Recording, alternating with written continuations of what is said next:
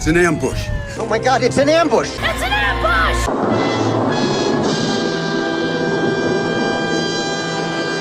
Of course! Good evening, people out there in the wonderful world. Welcome to a completely unplanned stream, save for the fact that I threw it together at the last second because I kind of finished up my day and I was saying, well, I guess it's bedtime. And then I looked outside and I thought, it sure ain't bedtime. So I made myself some hot chocolate. I know my circadian rhythm has been thrown off over the last couple of weeks because just how bright it is at the usual time which I go to bed. Because for those of you that don't know, I am regularly up at 4 in the morning because of work requirements.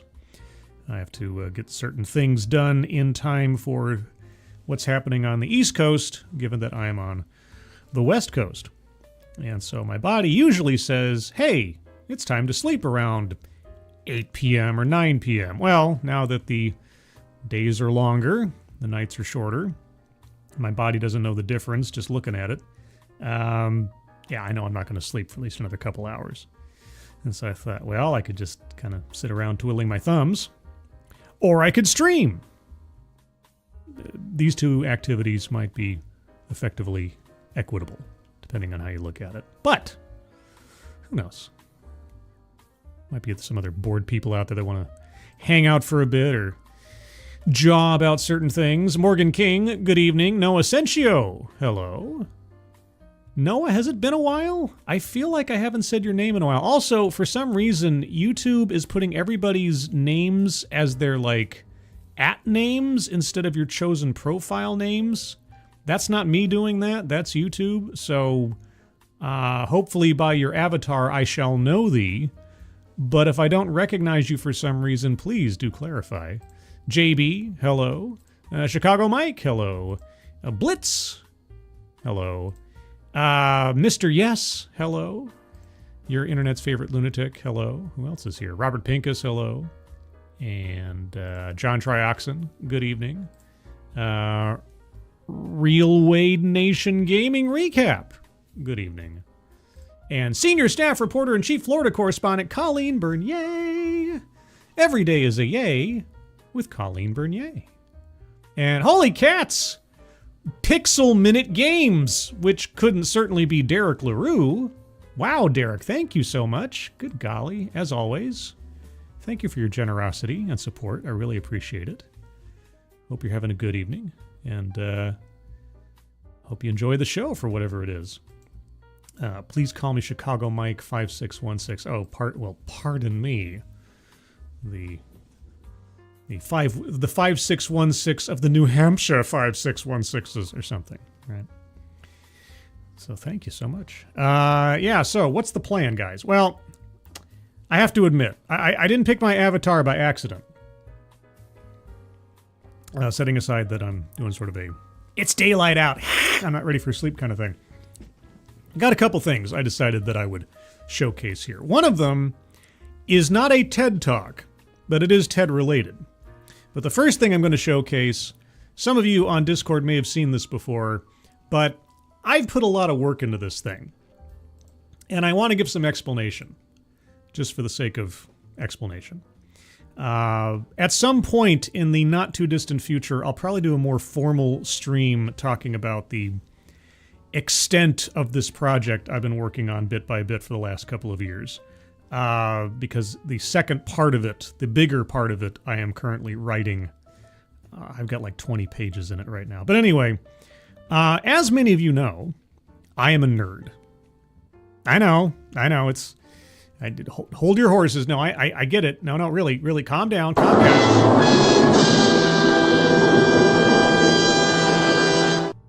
Yeah, okay, I get it. And some of you may also know that I'm kind of a vampire fan-ish. Did a series of streams a year or so or two ago with my friend Leonora, where we read the Interview with the Vampire novels. And beyond that, I'm also, and have been for many years, a fan of the tabletop role-playing game Vampire the Masquerade.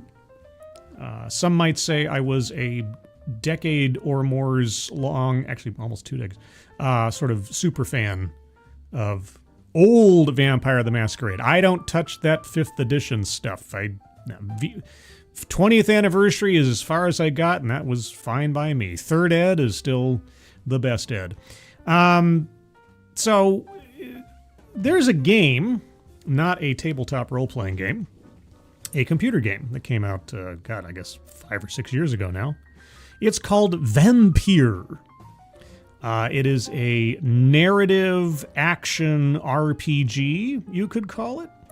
It comes from the game company Don't Nod.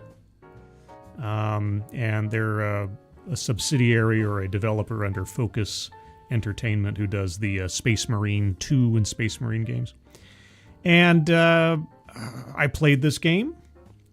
And while I have some quibbles about some of the mechanics therein and some of the narrative elements as far as like gameplay purposes and things, I became, for some reason, particularly engaged with the lore of that game when it came to the vampires and things and all the supernatural elements of it. I can't explain why I became attached to it. I just became sort of enamored with it.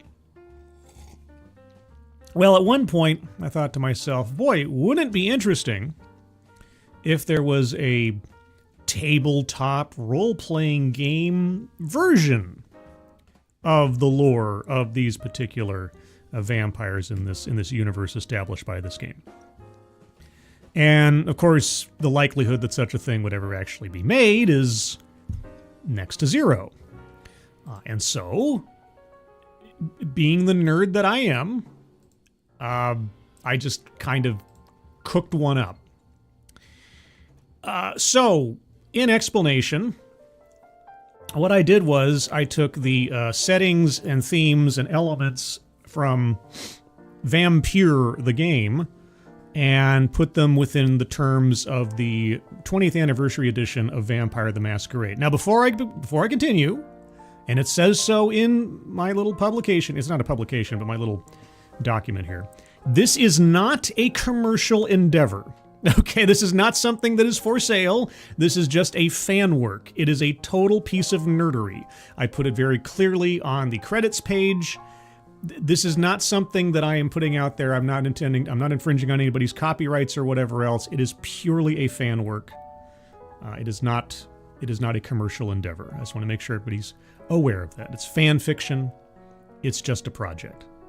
If someone has some kind of problem with it on some kind of legal level, I obviously will never speak of it again, but it's just stuff. So on Drive-Thru RPG, you can download the sort of aesthetic elements of certain role-playing games in their like Storyteller's Vault thing. And so I got the aesthetic elements and the fonts and things for Vampire the Masquerade 20th Anniversary Edition. And then I used my nascent and rudimentary Photoshop skills and writing skills, which purportedly I got through my English degree, and put them to work. JB, thank you so much. Vampires are cool. Everyone needs a hobby. I got into samurai films because I really enjoyed Ghost of Tsushima, video game that paid homage to them. Yeah, I mean, things that fuel my little passions or my little obsessions, yeah, I get into them. This one more than others for some reason, and I'll showcase in a minute just how in-depth I went on this. And Noah Sencio, thank you. I have been the Alexander. Oh, the Alexander. That's right. I got so used to calling you the Alexander, I forgot you are also Noah Sencio. You've changed identities. That was my problem. I apologize. I have been saying hello to you. It just slipped my mind. You traded identities. You're like a spy. Apologies, Noah. Thank you so much for the donation. Yeah, so don't worry, guys. If this bores you, it's not going to last long. I'm not going to read through the whole thing. I just wanted to show and tell a little bit. That's all. All right. Well, let's see. I guess I could shrink it down a little bit so you can see the page there. I think that's about as good as it's going to get. Yeah, so this is a now 33-page document. It is in about as final a form as I can make it, I think, given all the things I wanted to do to it. For those of you that are familiar with Vampire the Masquerade, you might see some familiar things. For those of you that are not, you won't. But anyway, so that's the cover. This is the disclaimer page where I go through all the assurances. This is not a commercial endeavor. There's the links to all of the artwork within in some way, shape, or form. Most of it is put out there as like concept art or different little elements that they use to advertise the game. No infringement is intended, and all credit is given. Elsewise, all the text, save for a couple of bits and pieces, is mine, extrapolated from elements of the game. Then we have a table of contents. And so we go. I first, and this is the thing that still irritates me. Even though on the raw files this text appears perfectly fine, for some reason in the conversion process to PDF it makes these sort of half lines. I don't know if that's something that I can fix.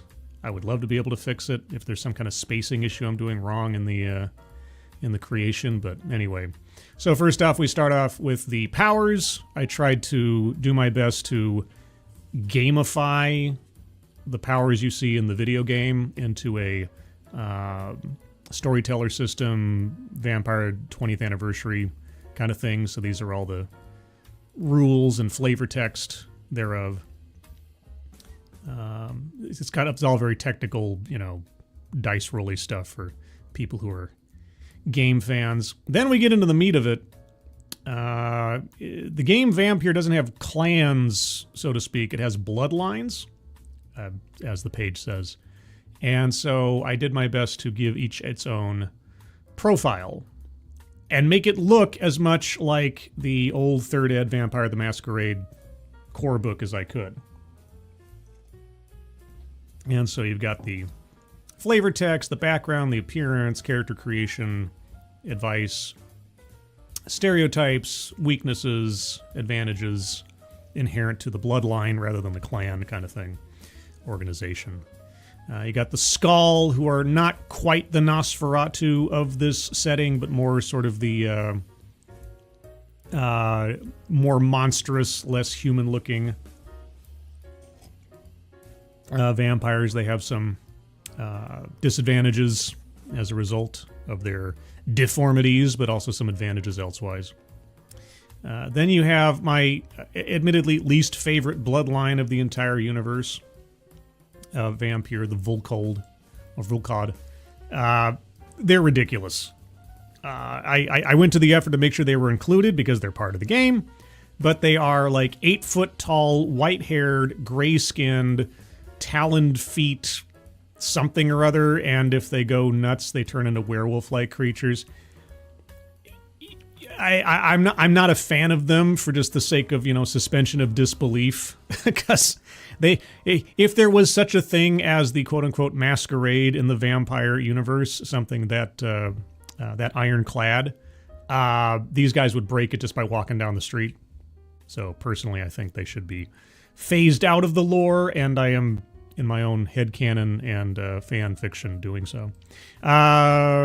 Michael Caruza, thank you so much. Hello, Scribe. I myself am working on a personal project, a manga. Aha. Hopefully art school gives me the necessary skills to get it done. Well, good luck on that, Michael Caruza. Yeah, your passion never really becomes your work as long as it's your passion. And art school. I've known many a person who has gone to art school. It is not, as some people might think otherwise, it is not an easy task to complete, especially if you have a good school. So best of luck with that, and I hope you do well. And when you have your manga ready for showcasing, let me know, and I will make sure people are aware.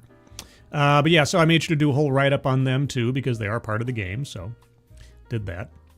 Also in the game, there are 2 mortal-based organizations that act as quasi-allies and or antagonists to your character in the video game. The first is the Brotherhood of St. Paul's Stole. They're the sort of friendly researchers of the undead, after a fashion. The iconography here is I chose it. It's not something from the game. Same thing with the Guard of Prewin. Oh, sorry. The iconography here is from the game. But the write-up is all my stuff. So these are the sort of like the militant vampire hunters of the setting. Then you have the organizations the vampires have created for themselves. The first is the Ascalon Club. They're like the we shall see the British Empire survive and thrive forever kind of thing. Somewhere along the way, the raw Photoshop files for the Ascalon Club got lost, so I just had flat images in my files. I had to recreate all the text and everything. I can't separate that guy from that shield or the text anymore, which is kind of annoying because I took a long time to get him isolated. But anyway, so those are the quasi-Camarilla-ish of the game. Then you have, and this is where the big project is coming in. The Druid Order is mentioned once in one collectible item in the game. It has all of like 6 sentences or something talk about them. And as far as I can tell, it's one of those little pieces of lore they kind of just insert somewhere that's probably, fodder for a sequel or something. But other than that, they are never mentioned in the game again. And I became so curious about what they were, but there was nothing, so I just started making stuff up about this organization.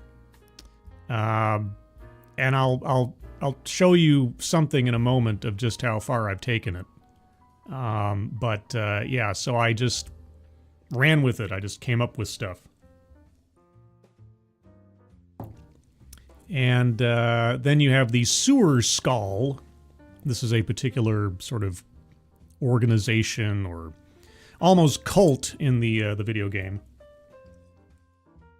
To the best of my knowledge, there was no... Everything you've seen prior to this is like concept art that was put out there for particular characters or ideas and such for the game. As far as I know, there is no concept art that I could find for the leader of the Sewer Skull, Old Bridget. Not Bridget, but Old Bridget. And so I had to go to Grok to, over the course of several iterations and prompts and stuff, come up with a figure that looked both similar enough to the character and as well would fit in with the other figures I've used in the book so far.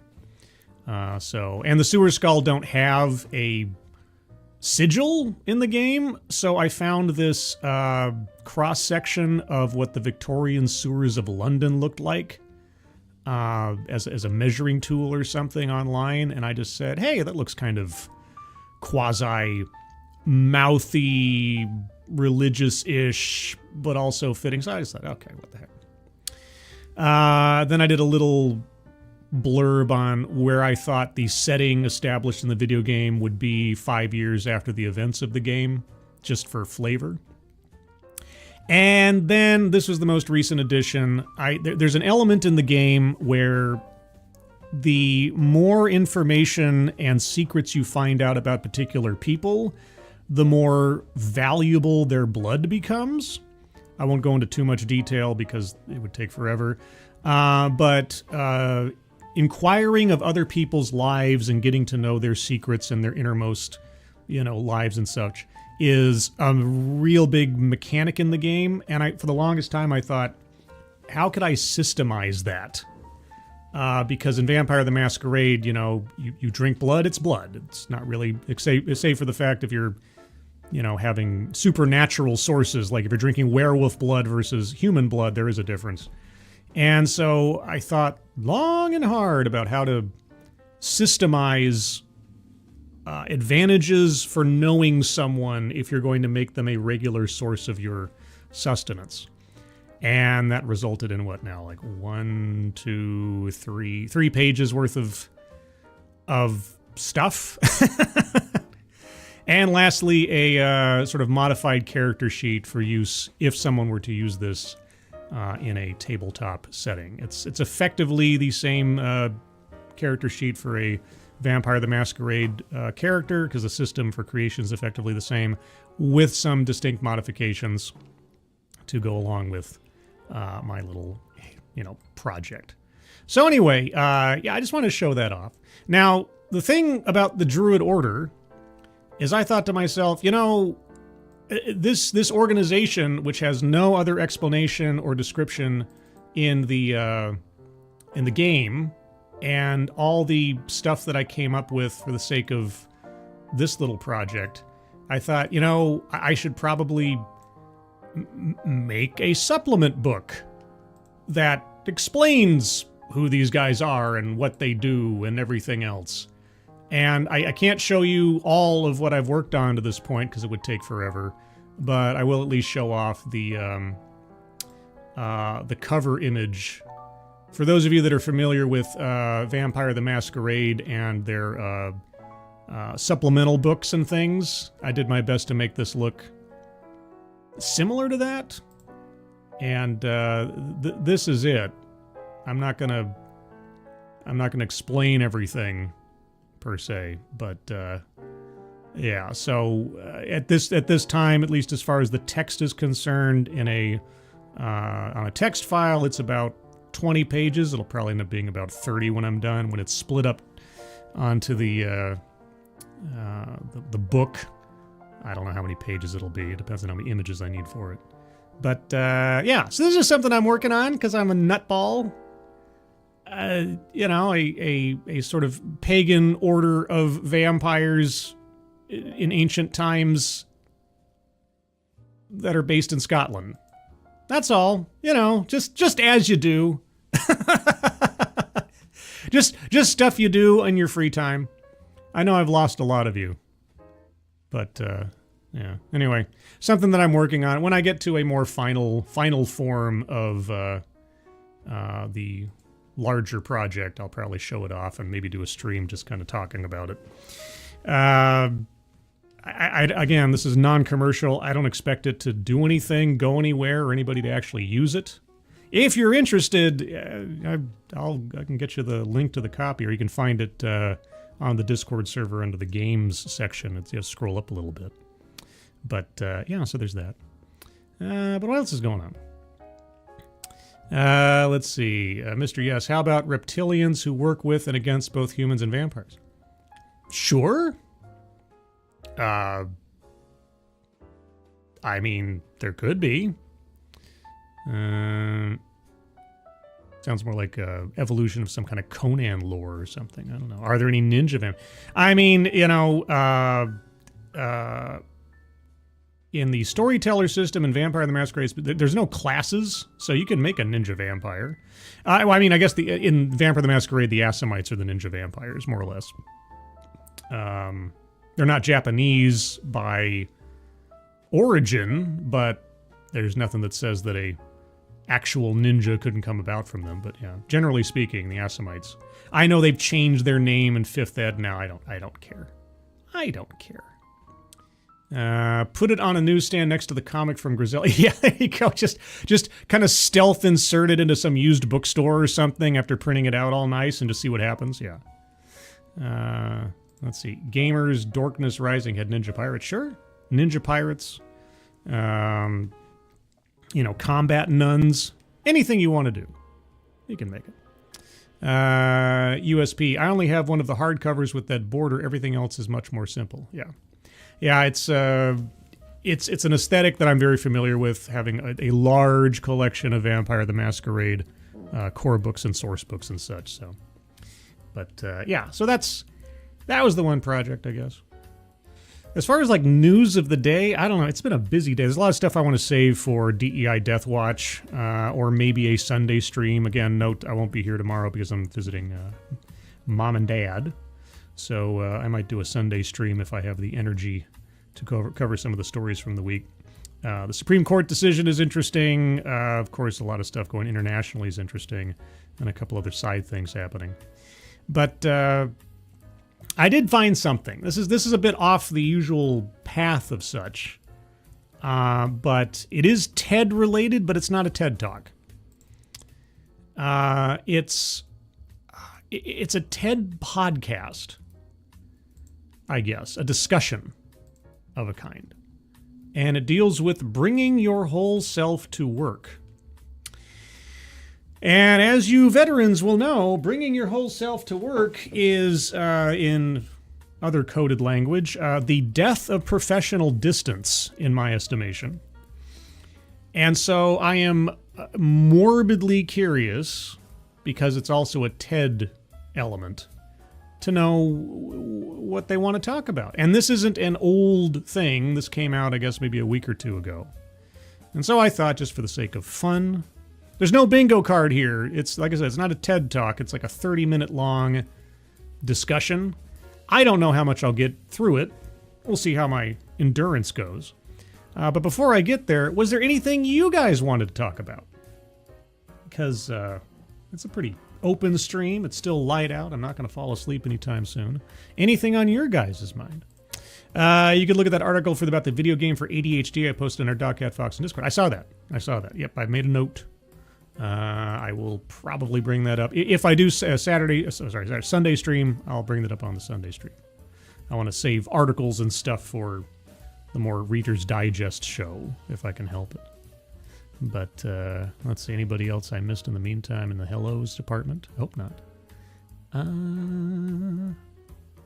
Let's see. Checks need card. I will raise you one de Haviland DH100 vampire. I'll assume I know what that means. Sun goes down late up north. It's true. Until it becomes 30 days of night. Dun dun dun. But so let's look at Bring Your Whole Self to Work from TED. Let me turn off the music here real quick. You know what I forgot to do? And I have a feeling that Keeverdam is going to apologize for somehow not reading my mind and then being present to put up a donation link. But to the Leukemia and Lymphoma Society. Yeah, just for the sake of tradition and my own come on, this is where am I not allowed to, wait a second, what's going on here? Okay, well, something's wrong. Oh, there it is. Okay, they changed it. Yes, pin the message, that's what I want. Yeah, they must be doing something with the chat function on YouTube lately, or because everybody's names are appearing as their like code names instead of their screen names. And the option to just click on a chat and make it a pinned comment has been changed to a little 3-dot thing on the side. I don't know what's going on. But anyway, guys, at the top of the chat box, there is now a link to the Leukemia and Lymphoma Society donation page. Please take a look at that when you have the opportunity. If you can donate, please do so. But even if you can't, if you can share that out on social media, that would be appreciated. So, that being said, speaking of chat and comments and things, I always forget to do this. I just put up the little chat box down there so you guys can see yourselves chatting. As exciting as that is. All right, so always bring your whole self to work. 36 minutes. It's an endurance test. We'll see if this keeps our attention for a while. We'll see how they showcase it. How to be a better jeez. I haven't watched this, by the way. I haven't even previewed it at all. How to be a better human. Oh, guys. Are you guys aware that you're not good humans already? That TED is going to tell us how to be better humans? Oh boy. Wait a second. What's this? Didn't do this on AAA. Oh, you mean on the chat thing? Yeah, I don't know. We noticed it on Midnight's Edge yesterday? Or I think I saw it on Wednesday. It's been happening here and there on different channels. So, yeah, and I think this is the first time it's happening here. I don't recall this happening on TED Excellence last night. So, yeah, it's going through the motions. I don't know. YouTube's doing something. How to be a better You're watching human. How to Be a Better Human. I am your host, Chris Duffy, and today we are talking with the advice columnist and author Heather Havrilesky about... Heather Heverleski. It almost sounds like a comic book character's name with the alliteration. How to be a better human. Okay. How to be 100% you. How to live without shame, without trying to force yourself into a box that you think other people want. Oh. Guys, do you live with shame? Are you forcing yourself into a box other people want? I mean, I have to force given my avatar right now, I have to force myself into a box every morning to avoid the sun. Do you force yourself into a box? And don't get third grade on me with that question. I won't tolerate any shenanigans in interpretations. Demon Man 57, how to be a better human, said by the lizard aliens would be my guess. Probably. Yeah, it's true. How to serve man. Vice? Why vice? I don't know. I have no shame to live with shame. All right, well then. He's making some assumptions about us, isn't he? Or that you think society wants you to be in. This is something that I know so many people struggle with. I struggle with it all the time. Really? In what way? Put on this shirt and I was like, is this me? I think you have a problem with, sort of self-image or self-consciousness or something. And don't get me wrong, I mean, everybody experiences this in some way, shape, or form, probably, in their lives, some more than others. For me, mostly, or the worst of it, I should say, was probably in my teenage years. Like most teenagers, you get sort of self-conscious, you try to fit in, you want to be cool, you want to be accepted, you want to look good or as best as you can, you want to have, sure. But, it helps to grow up. So, I don't know. Am I trying to be someone who I'm not? Yes. I'll just assume so. You've already told us that you struggle with these problems, so I'm going to assume in some way, shape, or form you're being disingenuous right now. Not in some malicious way. Everybody puts on a face from time to time. I can't say that this sort of streamer attitude I have is something that I would as well, sort of express in polite company. There is a sort of time to be an entertainer and someone who can keep your own attention, if not someone else's, when you're doing something like this. And so I assume something similar is happening to you. It's not a false version of me, but it might be a slightly overemphasized version of me. Do I wear shirts like this? You do. And you know what? The point is not about the shirt. Probably in the comments, people are going to say, you shouldn't have worn the shirt. And that's okay. Now I want to actually go and check the comments, see if anybody told him not to wear the shirt. I honestly, admittedly, I have very little fashion sense to begin with, but I didn't even notice the shirt until he pointed it out, and I have no feeling about it one way or the other. The point is, it's not really about the shirt. It's about how do we live in a way that is true to our own desires and our own internal reading of who we are, rather than trying to meet up with some external expectation. Well, I don't know. I mean, I guess it all depends on how you were raised, what the expectations are upon you, your career, your family, so on and so forth. I don't know. You tell me. You try and pretend that you're someone you're not. It just inevitably falls down around you. Again, to each their own, but okay. And Heather Heverleski is there to help you figure out how to be who you really are. Okay, how to be who I really am. So then Heverleski, she must be the most genuine person on the planet, right? Because if she's going to tell me how to be my most authentic self, she must have the secrets to unlock all of it. And she must be, whoever we're going to be listening to now must be the most genuine, non-filtered, no pretense person ever. Right? Also, Rowan Harushin. Hello. And did I already say hello to Shio Gorath? Hello, Shio Gorath. Wait, you have a face, Scribe? I do have a face. I do. I've yet to reveal it, but someday. Hi, I'm Heather Haverleski. Hi. I'm the author of 4 books, most recently Foreverland on the Divine Tedium of Marriage.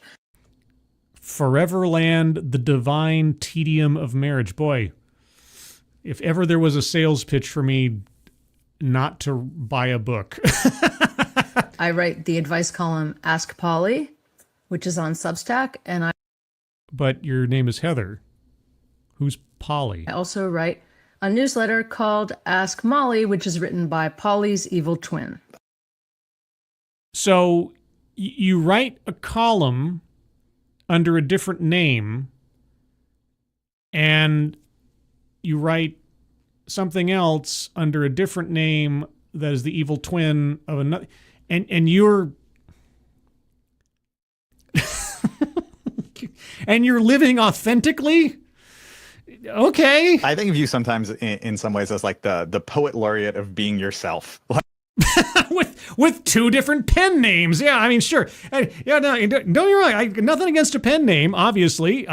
Scribelight is not my real name, although at this point I think I'm called Scribe out loud by more people than my real name in real life at this stage of the game.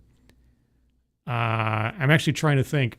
Only with my coworkers do I ever hear my real name said aloud anymore. That is kind of weird. I hear Scribe more than I hear my own name.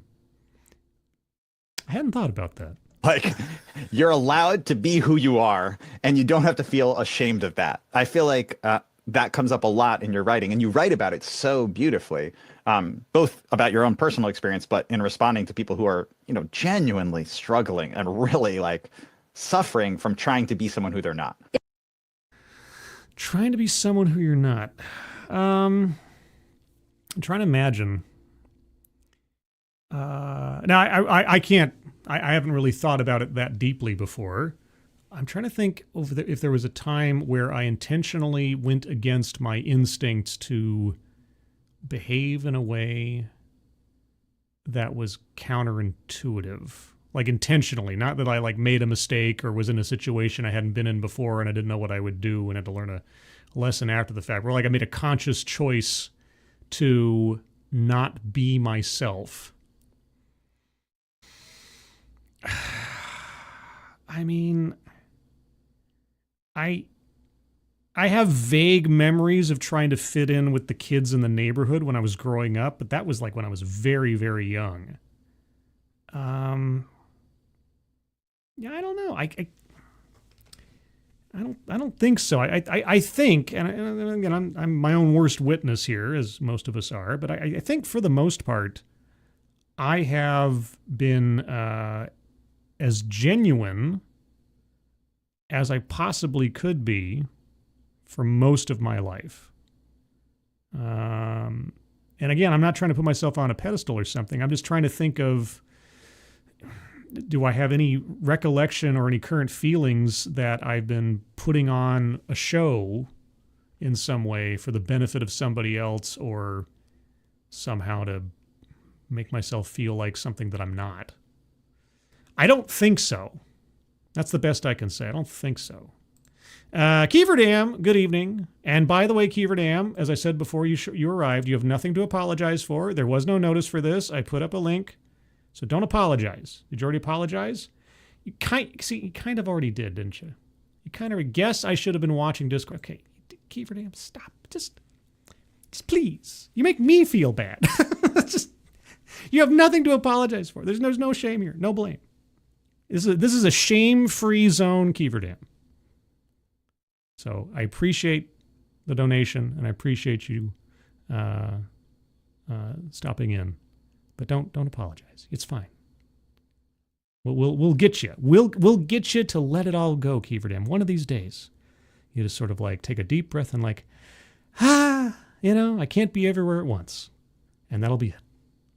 Anyway, it's interesting. I think I've just had a lot of different experiences with being my complete self and being half of myself and being a third of myself. Okay, I can't be quote unquote my whole self in every situation because not every situation calls for, or is it appropriate for me to be my whole self, right? If I'm at the office, I'm at the workplace, I'm not going to be behaving the same way as I would if I was in my own space or amongst my own friends or something. It's just not the case. I'm not going to be babbling about, the intricacies of the hunt for Red October amongst my family because they don't care. I'll probably keep that to myself or, talk about it on some stream or something. It just, everybody has different, it's like being on a spectrum, right? You put some light through a little crystal and it splits off into different versions. It's all one ray of light, but it comes off in different colors, right? Different aspects. But it's all one source. That's how it works. So it's not weird, surprising, or is it inherently bad? It all depends. I started out in the world as someone who, I used to say I had a kind of a sociopathic streak to my behavior when I was really young. Did you do terrible things to small animals? But it was it's a defense mechanism that you sometimes have if you are determined to have a kind of bluster and swagger when you're young. I wrote a cartoon when I was 25 for one of the first websites online. And one of the first websites online. Oh, do we have a pop-up video here? Okay. Suck.com. Okay. Yes, don't you all remember Suck.com, which launched in 1995, was an online magazine and one of the first ad-supported content sites on the... Oh, okay. I was like, was that a sort of a Jennifer Lawrence claim of like, I was the first woman to be an action star kind of thing? Okay, all right, well, fair enough. My whole thing was, being kind of an asshole. On the internet? What? My cartoon was about my coworkers. Ooh, it's like a pre-Dilbert? They loved it. They were all assholes. Boy, okay, so sociopathic child and asshole doing cartoons about other assholes. That's great, okay. I rode that horse until it died. I admittedly, I have never heard of Suck.com. I wonder what happens if you try to go to that website now. And then I had to reassess, and I had a bad kind of I would say like late 20s, early 30s kind of come to Jesus. Oh my God, I make everyone mad. No one likes me moment. Okay. I recognized that I was very insecure, a little narcissistic. A little narcissistic? Okay. I had a lot of different problems. I was definitely a drinker. Boy, this is just train wreck territory, isn't it? I wasn't necessarily completely over the top with any of these things. I just didn't know who I was. And so nobody knows who they are in their 20s and their 30s. Hell, some people don't even know who they are in their 40s and their 60s. It just... But okay, all right, sure. You're still trying to find yourself. I spent years rebuilding. Then I had kids, which incites its own kind of crisis of identity. Were you still a sociopathic narcissist at this time? I struggled a lot with mom friends, kid play groups, the social scenes that my kids chose that I didn't choose. I mean, that was hellish for me. Yeah, I know. Having to give up some of your own freedom for the sake of raising your offspring. It's one of those sort of adult things you end up having to do unless you're a terrible parent. It's part of the deal. Yeah, I know. I lived in the suburbs. And now I just 4 years ago moved to North Carolina from LA. So I'm undergoing this whole new, transformation, adjustment to Southern culture, adjustment to much more polite, much less extroverted culture. What do you mean adjusting? I mean, if you're having to adjust yourself for the culture you're living in, aren't you then creating an entirely new aspect of yourself that is in some ways false to what you would otherwise be doing and saying and behaving? We're not even 4 minutes into this thing, and I mean, don't get me wrong, she sounds very human, I suppose, but I'm not getting a sense that this is anybody that I'd want to take some advice from. Or is that just me? So I have been through the ringer. I've tried everything. I've failed at everything. Everything? I mean, everything is a lot. I don't know that I believe you. Kieverdam says, Scribe, who are you? Who are you? Who? I don't know. I'm Batman. I am Iron Man. I don't know. I did it. Say my name. Say my name. Later, all got to charge my phone. Is that the I'm washing my hair of the modern day or something? Fail to stay in North Carolina for me. Okay, well, anyway, she's... I know it's a truncated summary of her life, but so far she sounds as much of a hot mess as anybody else, okay? So she's done everything, she's tried everything, she's failed at everything, everything, everywhere, all at once. Faustonia, thank you so much. Name that movie, Strangers with This Kind of Honesty Make Me Go a Big Rubbery One. Strangers with This Kind of Honesty Make Me Go a Big Rubbery One. I feel like I should know that.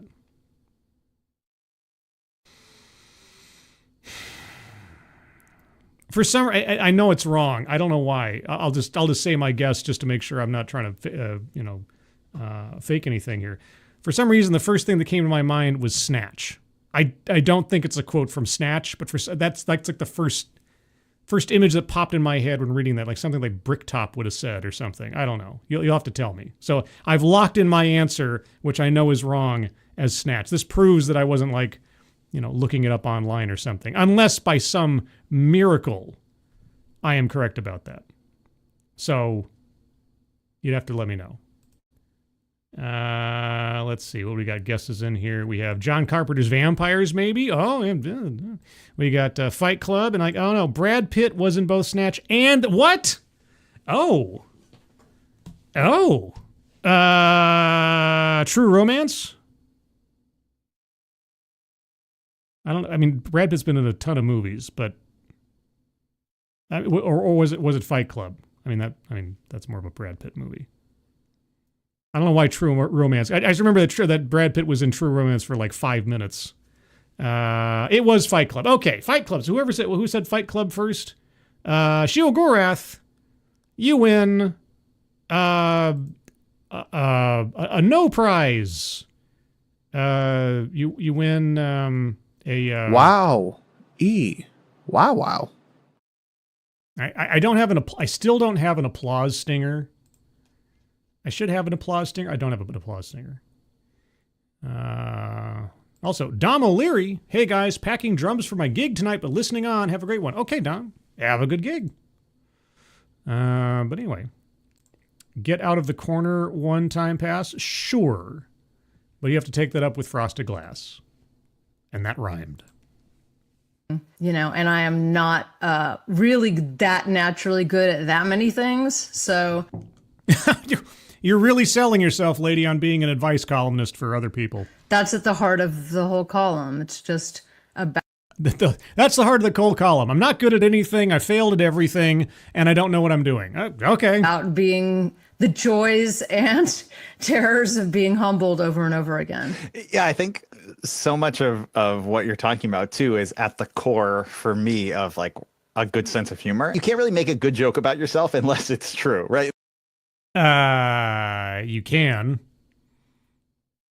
You can tell a story that's not true that's still funny using you as the main character. But, okay. I mean, having a good sense of humor about yourself is a healthy thing, I think. But, okay. No one laughs when you're like, I am so put together and I have my life on track. That's just not funny. I think... that sounds like the lead up to a joke, where you then lay out just how screwed up you are. Being like able to look at yourself with clear eyes and then make a joke about it. That's, to me, at the core of like a really good sense of humor. Well, I mean, I wouldn't want to write an advice column where I didn't mock myself, make fun of myself, joke about things. It would be excruciating for me. I mean, in some ways, my My sense of humor helps me in everything I do. I don't think that I would still be interested in writing Ask Polly if I couldn't swear and insult my. I have to pause occasionally just for YouTube's sake. Yes, having a sense of humor and writing a column that people are supposed to find informative and entertaining, I guess that would be a useful thing. Sure. Okay. Myself and go on tangents and do a lot of messed up stuff. And She just this aside, I do a lot of messed up stuff. Like what do you mean messed up? There's certain degrees of messed up, like, I drank a little bit too much over the weekend, or, I invaded a small foreign nation. There's a lot of messed up. There's a range there. What do you? And, in terms of my personal writing, I don't know if it's that part of it is that Polly is sort of serious a lot of the time and earnest a lot of the time. So you are talking about pseudonyms and masks that you perform behind. You talk about your column named Ask Polly as though she were a separate entity. And yet you're here to tell us about how to be your whole authentic self. Okay, I'm going to try to do a little... This is kind of why I brought up the psychology overlay for this one. I'll tell a brief story, and it does actually relate back to Vampire the Masquerade. There was a time where I did LARP. I know. I said I was a nerd. But one of the things that I would do that I sort of made up for myself was each character I ended up playing when I was creating their backstory and their attitude and everything, I would think to myself, if this part of me, this one aspect of my personality was a singular entity, how would they behave? So one of my characters was, what if my idealism was a person? And then by contrast, what if my cynicism was a person?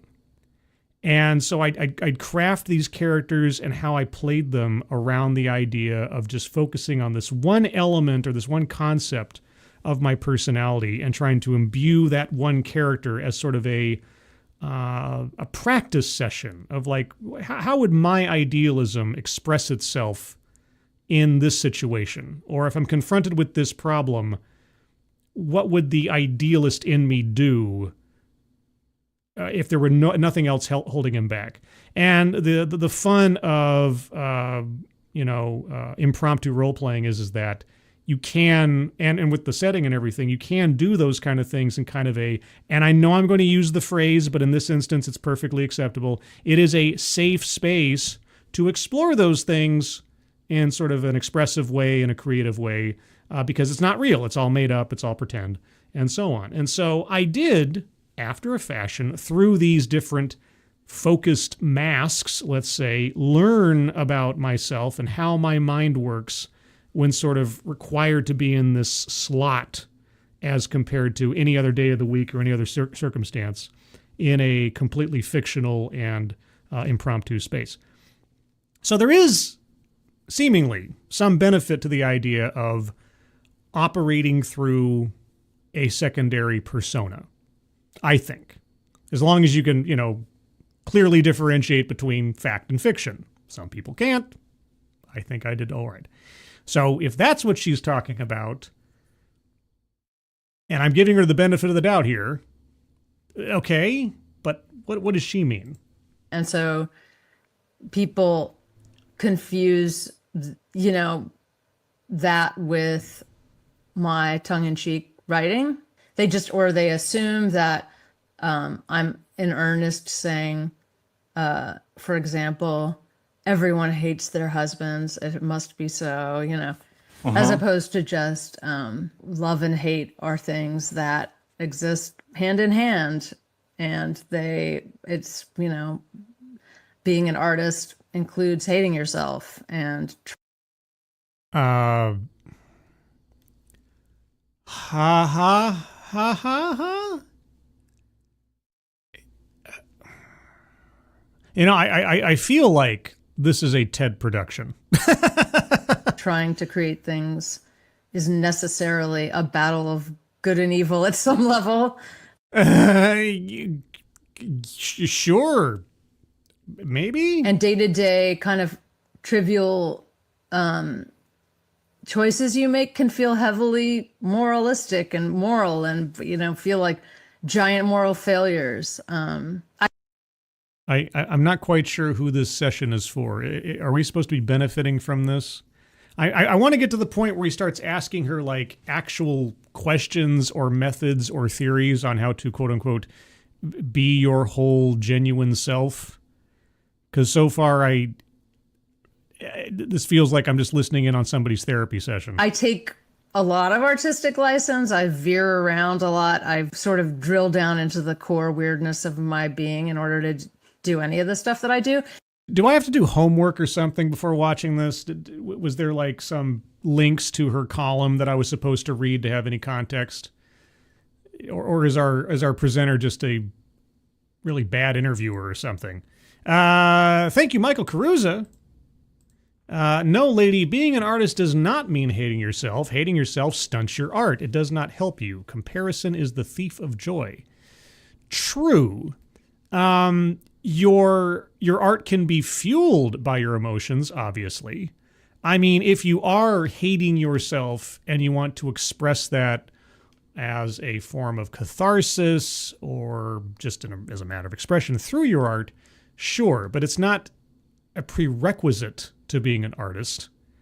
Although, obviously, many artists, many creative people in general, are oftentimes overly self-critical of their own work. Now, whether or not that translates to hating yourself, I think that's person to person. But yeah, no, hating yourself, being an artist does not mean you hate yourself inherently. You might be working towards being a better artist, improving your skills, and that can lead to some frustration as you practice, make perfect kind of thing. But it's sort of like you're in competition with yourself. It's not necessarily hate. If you start hating yourself, I think that's where you need to take a break. And when I stop doing that, when I feel like I'm just, what do people want? I got to give them the product that they signed up for. And, that's when I really lose the magic. And so I think because I have to do that myself in order to produce work, it's easy to give people a lot of advice about when you're speaking from your core self, you are naturally being your best self. Okay, my core self. I'm being my best self. Okay. Tell me how to find my core self. Okay, now that we've had this little introduction, this would be about the time, I would have done it earlier, but this would be about the time where our presenter should now focus in on, tell us about what the core self is. If that's what he's about to say, I'm going to hit the psychic button. Let's see. And also, your best self is the same as your worst self. They are the same person. Yes, they're always, if you're doing something short of you having a split personality, yes, they are the same person. It's been interesting to see some of the public reaction, especially to your book, which I loved, Foreverland. I thought was so funny and so great. And really, to me, you wrote about marriage and relationships in a way that was so truthful and I had never read before. Again, should I have had done some homework before watching this podcast? I don't know. Thank you, Faustonia. My God, this chick reminds me of my last ill-fated Match.com date. So crazy, I deleted the membership after the date immediately after. Wow. Okay. Well, my sympathies for having a ill-fated Match.com date. I can't remember. I don't think I ever used Match.com. Way back in the day, there was at least two, one in college and then one after college from Plenty of Fish. And then at least three over the course of several years from OkCupid before they became an absolute wasteland. So I think yeah, I've had since 2002 or 2003 or something, I've had 5 dating situations that originated through dating sites. And I think the longest running one was for like a month. Because those things that estimate your matches are so, or at least at that time, it was so, subjective and weird, and depends on what the questions they asked. And I've told this story before. One of the OkCupid matches was 99%. I'd never seen anybody I had 99% match with. And so we got into contact and we met up, and this is how I've described it before. Have you ever walked outside of your home into the outside, into the open world, and the temperature didn't change at all? It's just there was no differential. It just felt like an extension of where you'd been while inside. That was what it was like sitting down with this girl, because it was, you know how if you have a sound playing and you play back that sound at its exact same frequency, it cancels each other out. That's what it was like sitting and talking to this girl, because it was like no, it wasn't bad. It was the absolute apex of nothing. It's like we canceled out anything. It didn't be. And here's the weird thing. It wasn't even awkward. It was just entirely comfortable, but not in an attractive way. It was like a void. I don't know how else to describe it. It was just bizarre. But I guess OkCupid was right. I did meet my 99% match. We were so on the same frequency that we were like, matter and antimatter just can't cancel each other out. It was, to this day, it was just the weirdest sensation. Anyway. But it's interesting to see that I think people were, they didn't always want to acknowledge that you could be joking or funny. And there was this very moralistic tone around some of the parts of the book, like what you said, of like writing about like sometimes you're going to hate your husband, which to me is like, I can't think of a more innocuous and true statement. Wow. Is that a revelation? Sometimes you're not going to be a big fan of your loved one. I mean, hate seems like kind of a strong word. Annoyed by or strongly in disagreement with. I mean, if you get into actual hate, that could be something completely different. Were you comfortably numbscribe? I mean, for lack of a better phrase, sure. But it was just so bizarre.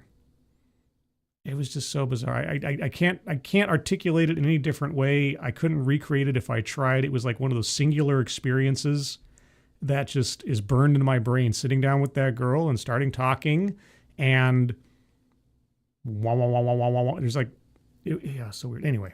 Then if you're in a long relationship with someone, there will be times where you're like, oh my God, oh my God, what a revelation, guys. Guys, do you know that a relationship with someone is not always peaches and cream? Holy cats.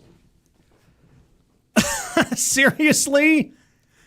You, and I'm talking to the presenter now. You had never read anything or thought about relationships in that fashion before reading that book.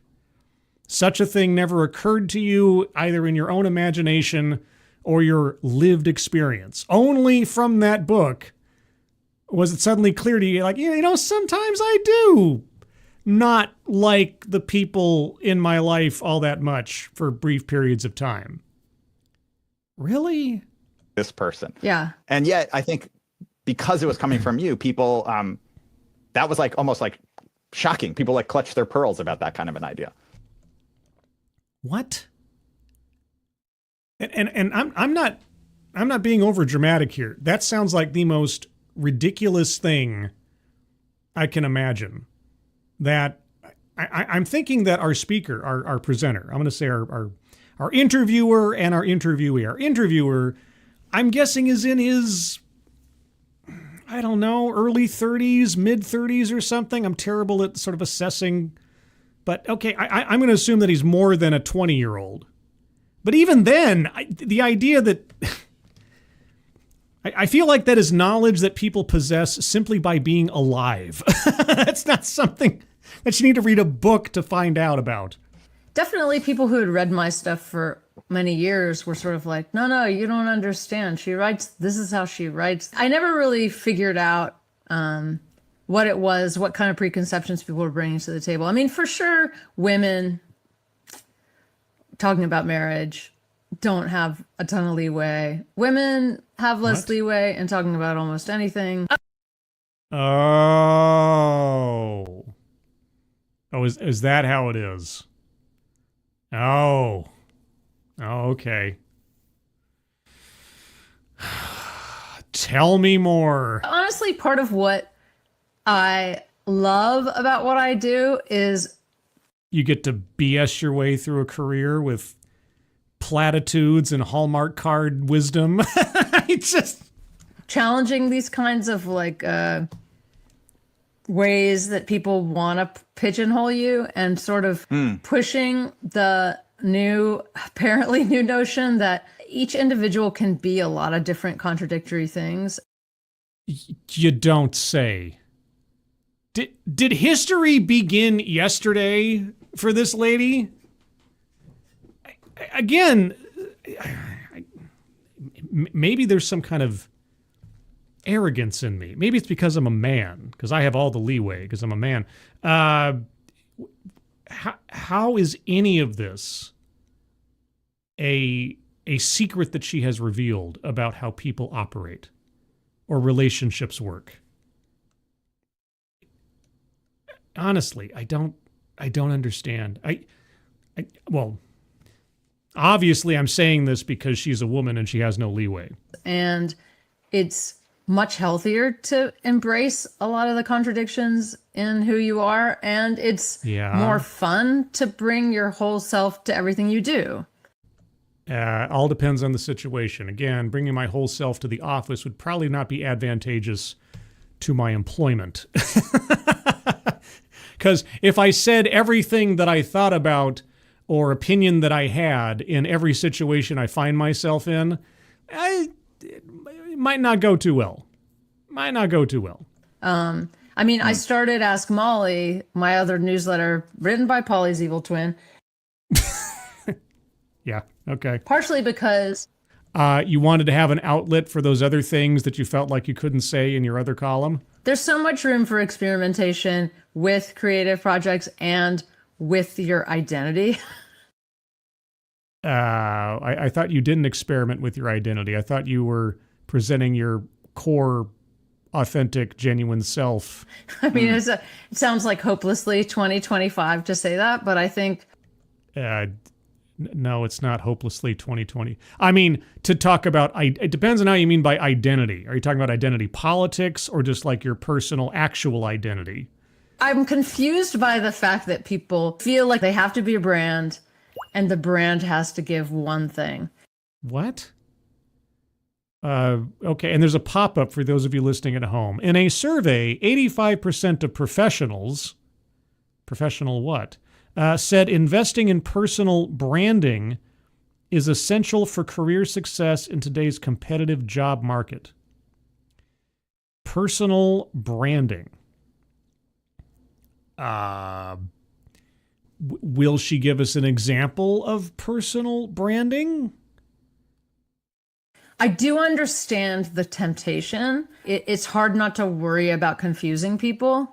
Okay, they keep making cuts in this, and I keep thinking that, I'm hoping that it's just sort of like ers, or trying to find the words kind of thing, but I also feel like we're missing sentences worth of context in some of these deals, so obviously I didn't edit this. This is as it is, but it's annoying to me when they do these jump cuts because I feel like there's something that's not being said or been redacted.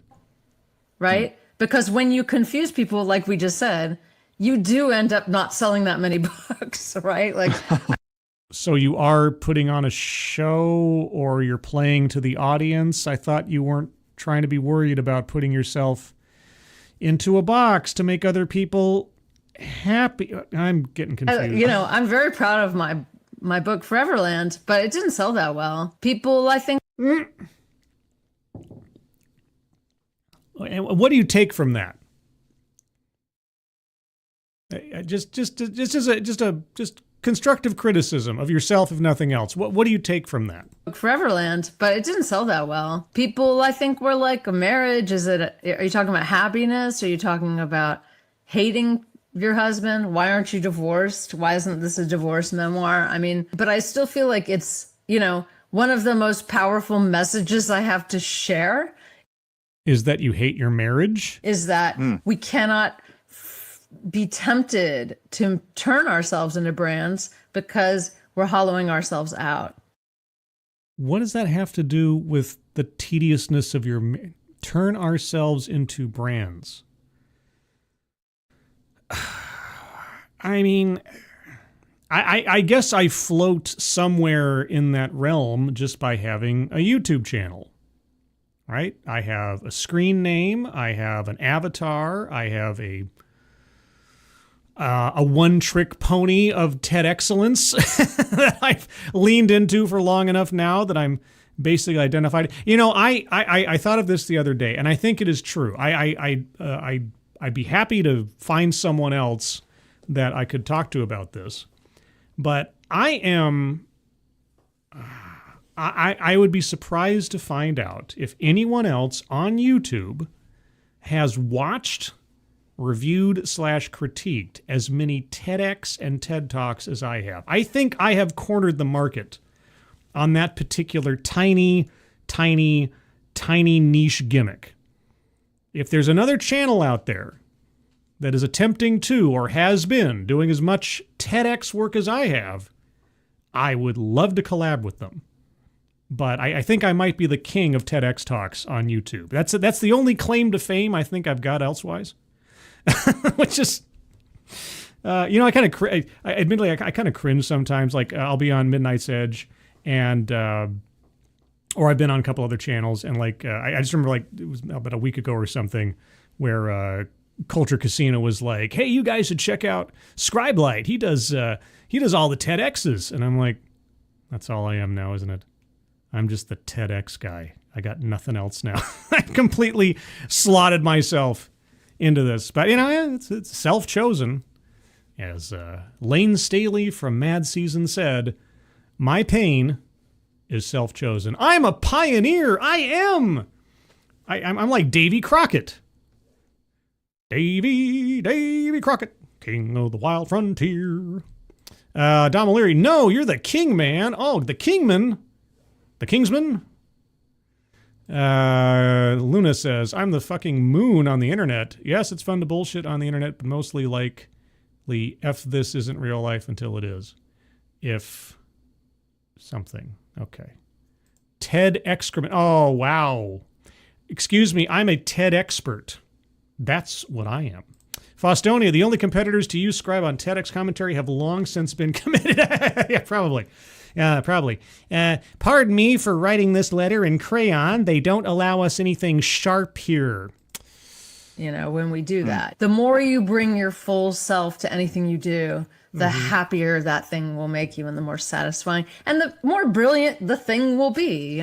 Are you guaranteeing me that? No? I think it feels really in line with the arguments and the points that, you know, I think you make so persuasively. Could you articulate some of those points? Could you try to elicit from your guest some basic concepts that she promotes? Like, what is your core self? What defines your core self? We're now 10 minutes into a 36-minute presentation, and I still feel like we're at a point where this is the kind of chitter-chatter that should be happening later on. We've gone past the getting to know you moment. Now let's get to what wisdom she has to pass on, please. Across a lot of your work about being all of the complicated mess of yourself and not feeling ashamed of that. But people sometimes feel like they, especially because there's this, like, what are we putting out publicly and how will I build my career and my friends, and people want this thing from me. I have to have a thing. I have to have a thing. Maybe this is a problem for a generation or two younger than myself, where it's kind of a consequence of the Punky Brewster syndrome, as I like to call it. Yes, I'm trying to coin my own buzzword or buzz phrase. The Punky Brewster syndrome. For those of you who are too young to know, there was a TV show long, long ago called Punky Brewster, and it was about this very unique little girl who came to a very drab world, and she was adopted by a very drab man, and she'd wear mismatching socks, and she'd have colorful little clips in her hair, and she'd go on little adventures, and it was a sitcom, and Punky Brewster was like this, almost like an alien in this world. She was so bright and sunny and happy and colorful, and everything else was kind of dim compared to her, and she brought happiness all over. And she was very unique. This is the thing. Punky Brewster was, compared to everybody else, very unique. And you could be a Punky Brewster in your own neighborhood, in your own town, way back in the day when, there was no real connection to other places. 17 miles away isn't that far away, but, there might be another Punky Brewster 2 towns away, but you might never meet, and you could be unique and stand out amongst the crowd. And then came the intertubes, and then came social media, and suddenly everybody is seeing everybody's uniqueness all the time. And everybody's trying to feel special. But how can you feel special if you're not different than things people are familiar with? And now, as compared to 30, 40 years ago, we know of everyone's specialness all at once, potentially. And so I assume, and I have seen, both TikTok and elsewise, people in a competition to stand out. People in a competition to be a Punky Brewster. For attention, for validation, for their own sense of ego and self and identity and everything else amongst this morass of identity, of specialness, of branding. That's something that I didn't grow up with. So it's probably not a core reflex of my personality. Maybe drips and drabs of it had fallen into my brain being on YouTube the last 9 years, nigh on 9 years. But I don't have that concern, I suppose.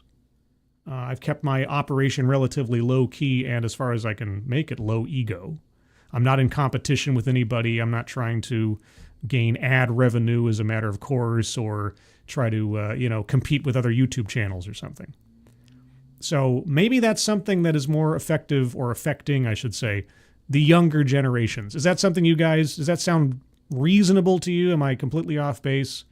Let me know. JPS, Ted with extra pickles. Okay. How much soy has he had? I don't know. He hasn't really talked about himself so much at this point. Scribe is really a plant by Big Turtle. I like turtles. I don't have the I like turtles noise, so I can only say it. What's this? Davy Crockett's parents in my home county in North Carolina. Okay. Well, Davy Crockett, American hero. Has Mexico ever formally apologized for taking Davy Crockett from us? When Santa Anna took him down. Has that ever happened? Has there been like a formal apology from Mexico over that? If not, there should be. Buried there. Okay. Don Maleri, I'm not too proud to say that that used to be one of my favorite shows when I got home from school when I was a kid. Yeah, no, I am not ashamed. I am not ashamed to admit that I didn't watch it religiously or anything. I think it was. There were 2 episodes I remember, or at least 2 scenes I remember. I remember one where Punky and all of her friends went into like a spooky cave. They were like on a field trip or something, and they went into a spooky cave. I don't remember the plot line. I don't remember why they went into the spooky cave, but they went in the spooky cave. And then, if I'm not mistaken, there was one of those public service announcement episodes where Punky Brewster's friend, I don't think it was Punky herself, but her friend, they were playing hide and seek, and she decided to hide in an old refrigerator out like in some field or something. And then she was trapped inside and they didn't know where she was.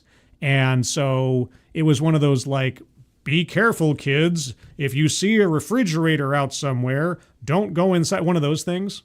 I think that was that episode. A very special episode, says Kiever Dam. That is my understanding. USP. I remember the fridge. Okay, yeah. So those are my most distinct memories, except for the Punky Brewster cartoon. I still remember the tune, or at least the opening part of the Punky Brewster cartoon, because it had something to do with Punky Brewster and her friends were out at a park, and then a rainbow came down, and the rainbow was like a portal to another place, and some family of fuzzy Ewok-like creatures were there, and then the rainbow disappeared, and the smallest of them got left behind, just like Punky, because she was an orphan. And the song went like, there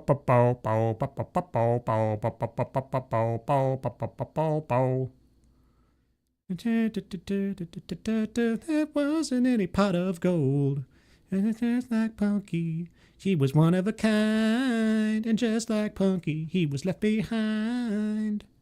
Punky Brewster, uh-oh, I want you here with me, uh-oh, uh-oh. It was kind of the Cyndi Lauper sounded kind of thing. Am I showing off just how much of a nerd I am? How much useless trivia I have locked up in my brain from like 1980s cartoons? Jeez. I can also do the Mr. T theme, if that helps. And yet, like, you don't want friends who are that flat, but we think that we should be that flat. Yeah. Wait, what? Okay, I have to back up. Friends flat what? Being all of the complicated mess of yourself and not feeling ashamed of that. But people sometimes feel like especially because there's this, like, what are we putting out publicly and how will I build my career and my friends, and people want this thing from me. I have to have a thing. And yet, like, you don't want friends who are that flat, but we think that we should be that flat. That flat? Okay, I'm obviously going into boomer territory here because I don't know what that means. Yeah, I mean, I think that's absolutely true. And I think that people are confused. I mean, people in general who... I'm confused right now. Who do things that are public facing are, like streaming on YouTube, yeah. Are very, reasonably bewildered by how to manage the contradictions between private and public. Not really. I mean, I only talk about what I'm comfortable talking about in public, and I withhold anything that's irrelevant or that I don't want to talk about. It's pretty easy. It's just everyone's kind of learning on their feet, right? Yes, everyone is learning on their...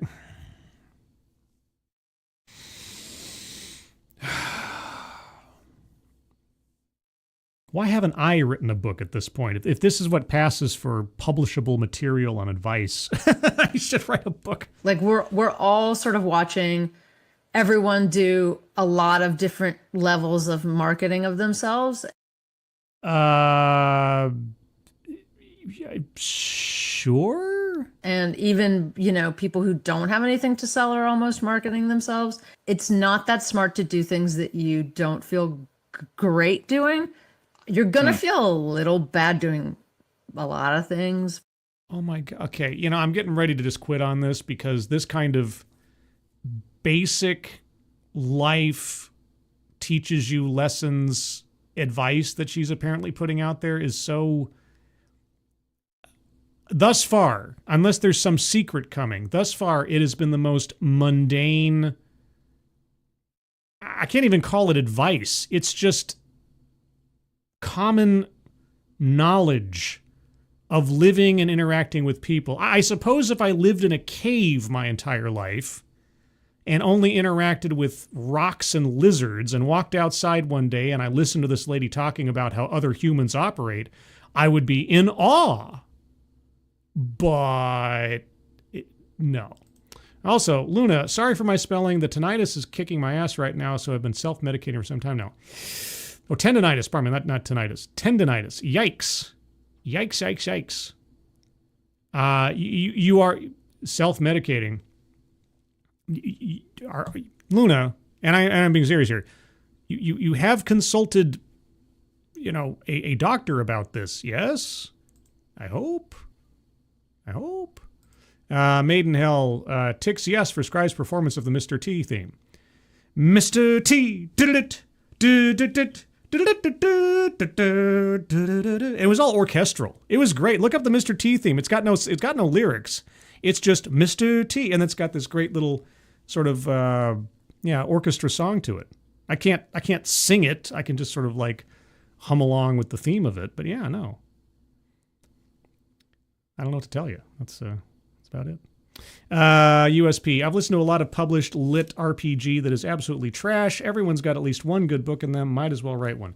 I mean, in a very small novelette sort of way, I am right now with my whole vampire thing. I guess I'll leave you guys to be the judge of its quality by the time I put it out there for consumption. But as far as like an advice column book or something, I don't even know. I'd have to try to order my thoughts in such a way that I could, make chapter breaks that made sense, like on a theme or something. But, okay, I'm going to give this lady another minute or two, and then I'm probably going to drop her because she's not impressed. I thought I was going to hear something at least interesting, but so far nothing. And we're over a third of the way through this talk. Because yeah, things are... Oh, sorry, let me back up a little bit for context's sake. It's not that smart to do things that you don't feel great doing. We all have to do things we don't want to do from time to time, not because we want to, but because they're necessary. So it's not really a choice unless you make your own career by sitting around and dumping your random thoughts online as a main source of income. And if you can make a career out of that, hey, more power to you. But, sometimes, us adults, we end up having to do things we don't find all that fun, but it's just, that's life. You're going to feel a little bad doing a lot of things because yeah, things are weird and you have to, all of your fears and insecurities, right, are triggered by this particular moment in self-marketing and self-branding. Is that really something people really think about a lot these days? Self-marketing and self-branding. It's very difficult to be a peaceful, self-branded human being. I would love, just for the sake of my own, edification, I would love for her to give us an example of such, even if it's a hypothetical, just so I have something to, sink my teeth into, so to speak, with my vampire avatar.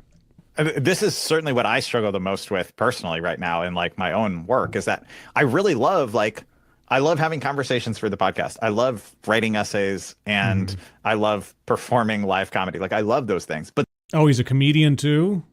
Oh, was I supposed to be laughing during this? They all require me to do this other thing that I don't like. I'm not very good at. Which is what? Like objectively, I'm pretty bad at. Which is what? And that makes me kind of go crazy. Which is what? Just the post short clips or get people to come to a show, but also entertain them in between that stuff. And it's like that's the thing that makes me be like, maybe I should just do a completely different career.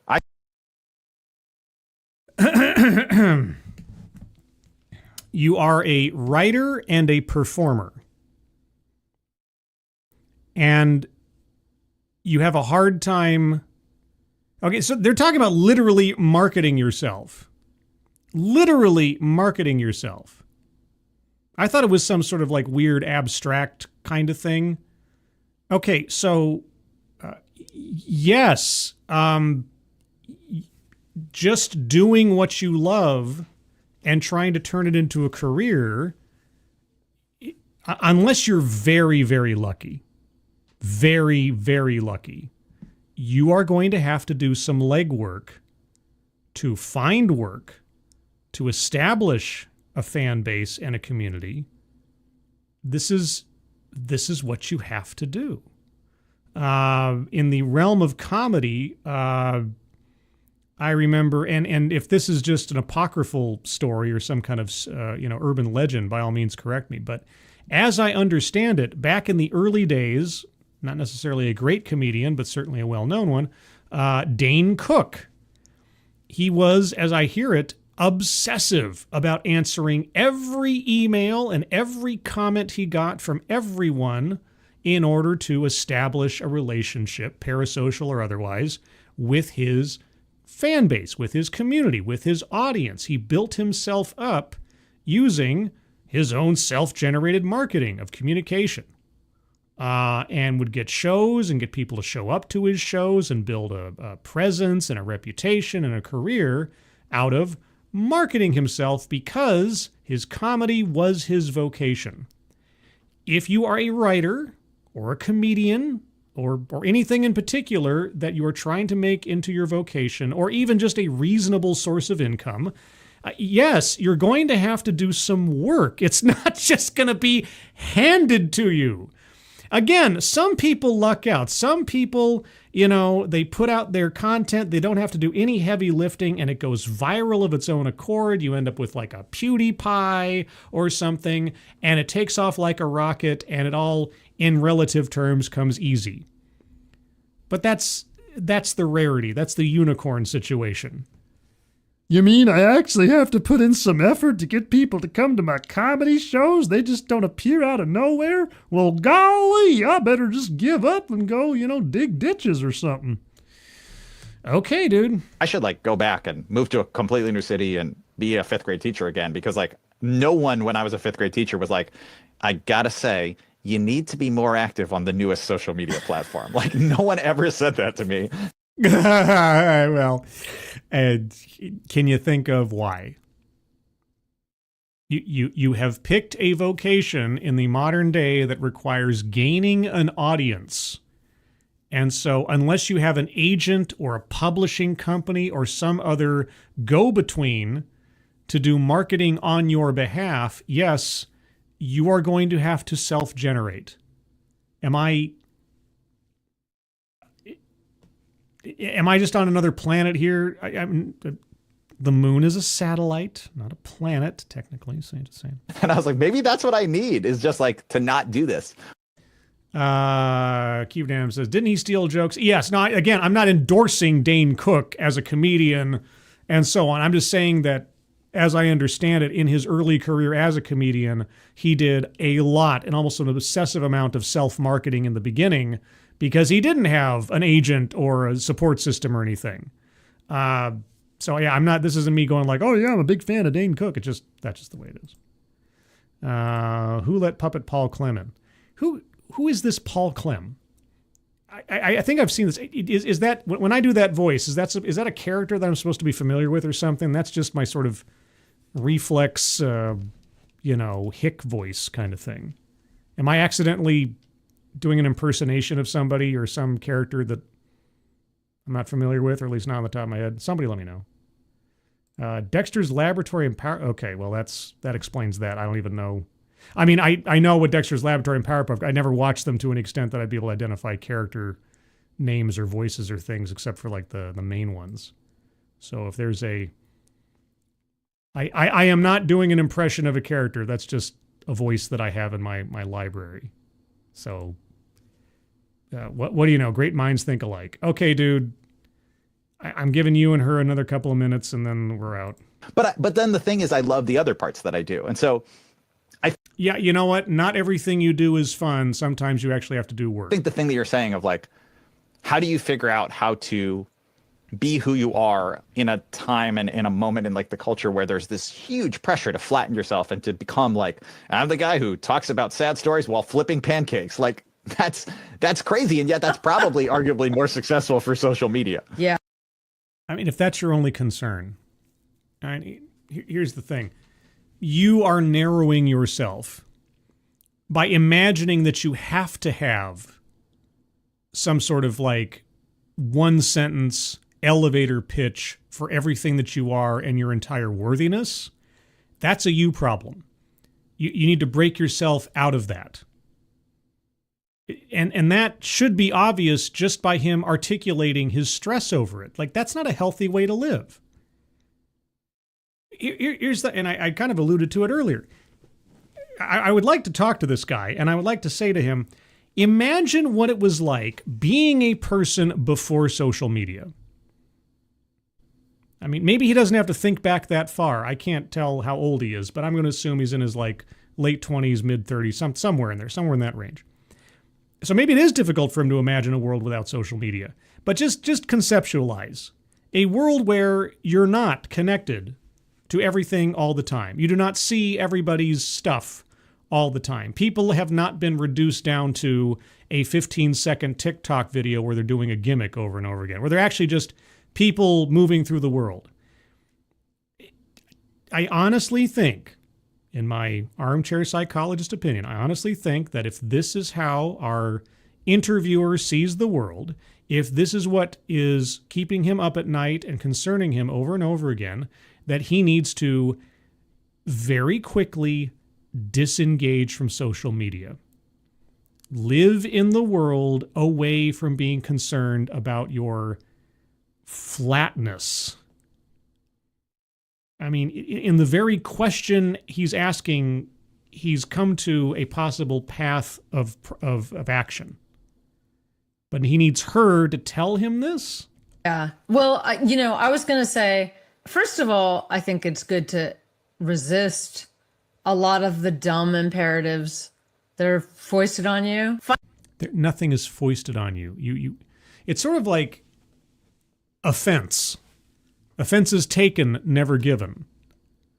You know, if I elect to interact with social media, I am choosing to let that into my world, into my mind, and so on. If that is the model that I choose to accept as what I have to do, if that becomes the imperative, no one's forcing you to do that. Unless we're talking about like the entertainment industry, which I guess these two fall into, is that these days that you can't be accepted unless you have a gimmick. It's sort of like, the old cliche of the talent agent, and somebody comes up and says, all right, so what do you do? That kind of thing. Before we get into the aristocrats or whatever. But I other than that, I don't know that that's a healthy way to live. Maybe people feel like that's the only way to live now. That seems kind of unhealthy. Find something content that you want to create. It's only loosely related to what you're promoting. You know what I mean? Like if it's pancakes, something small and weird is good. Is it? Again, we're getting into Punky Brewster syndrome. What is weird? At this point, is there anything left that someone hasn't tried? Or let me put it this way. Is there anything left that someone hasn't tried that isn't going to put you at risk of life and limb or legal trouble? And even then, people have done that. Why? This is the advice you're giving. You're giving people advice to try to find something weird to brand them. Are you encouraging this? I mean, we talked about being misunderstood, but I think that it's important also to understand as a person, whether we're talking about branding or just socializing, people understand you better than you think they do. Do they? The people who love you more than you think they do. Well, yeah, people in my personal life, you have to distinguish between people in general or what? The people who you think hate you care a lot less than you think they do. You don't say. Also, there was a pop-up just then. I'll back up a little bit. This has... What? People often underestimate how much others like them. This phenomenon has been termed the liking gap. Or, self-image issues. Okay, I'm not listening to this anymore. I'm not. This is such confusing and also nonsensical and also platitude BS. I don't even know. Why am I doing this? Why am I here? Just to suffer? I don't know. This is just silly. Why does he look like a drug-free Andy Worski? that's not bad. Yeah, it's like a before and after. before and after the lifestyle. I'm a proponent of the opposite. People likely hate you more than you think. Yeah, it's like, yeah, you really need to, especially if you're going to be operating online in any capacity, you really need to learn to grow a pretty thick skin real fast and not internalize every comment that comes your way, especially the nasty ones. Unless you're going out there intentionally to be a nasty person or something and you get what you deserve kind of deal, you know, F around and F out. If you're just sort of like doing your thing and you get like a snide comment or someone like tries to trash you, you really just have to let it go. As Disney said, oh, there's sirens in the background. All right, well, let me look. I got to look outside. This is my looking outside weather report. Yep, it's dark outside. It's dark outside, and I have a trip I have to go on to see Mother and Father tomorrow. So I should better start winding down and going to bed. So there you go, guys. The better part of a third of a podcast from Ted that was purportedly to tell us about always bring your whole self to whatever you were doing. I forget exactly what the full title was. It was something like, hold on, bring your whole self to, it just always bring your whole self on the How to Be a Better Human TED podcast. Do you guys feel like you know how to be better humans now after listening to that? I mean, like I say, if you had absolutely no idea what it was like to be a human in the first place, I suppose maybe you'd get something beneficial from it. I didn't, but I was curious to see what they were going to say, because bringing your whole self to work is something I've always found entertaining.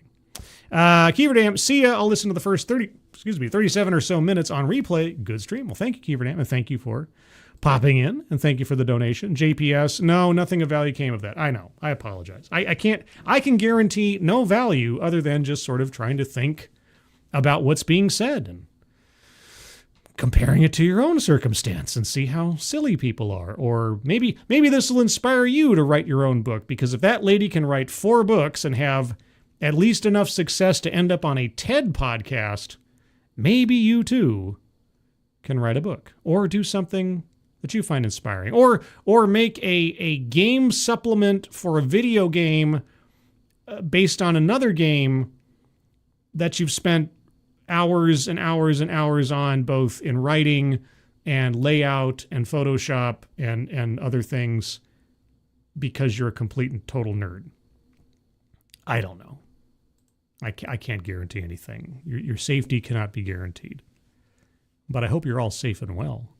Before I go, on the off chance there's anybody here who's not already a member of the Discord server, and you'd like to become a member of the Discord server, well, I'll tell you what, I'm going to get you a link to the Discord server. It is in the chat right now. Click on that link. You'll find yourself on the landing channel called Say Hello. And in addition to saying hello, you just have to say the secret word. The secret word will tell me that you're not a bot, actually watch the stream, and thus are in the right, the privilege, the entitlement to join the Discord server. And today's secret word is self. Just say hello, self, and I'll know that you watch the show, or you're having an internal dialogue with yourself. Either way, you'll become a member of the Discord server. Outside of that, yes, there won't be a stream tomorrow, Saturday, because I'll be off and running out into the world. Sunday, there may be a stream. I will let you guys know yes or no on that one as early as I can, either Saturday night or Sunday morning, depending on what time I get home and my energy level. And as always, you can find me here Thursday nights at 6 p.m. Pacific, 9 p.m. Eastern for TED Excellence, my brand, my flatness. The flatness of my online personality is the guy who does TEDx talks in review with bingo. That's it. That is the entirety of what I am on the internet. I've branded myself. I've marketed myself through all fault of my own. But with that, everyone, thank you so much for joining me. Moderators, thank you for keeping an eye on things, even though everyone here is so well behaved. You have very, very little to do. Everybody who donated, either to myself or, again, at the top of the chat box, link to the Leukemia Lymphoma Society. Thank you guys so much for your generosity and your consideration. It is very much appreciated. Elsewise, everyone, have a good rest of your Friday night. Have a good weekend ahead of you. I hope you're all safe and well. If you're not well, please get well soon, and I'll see you on the next one. Take care. Bye-bye.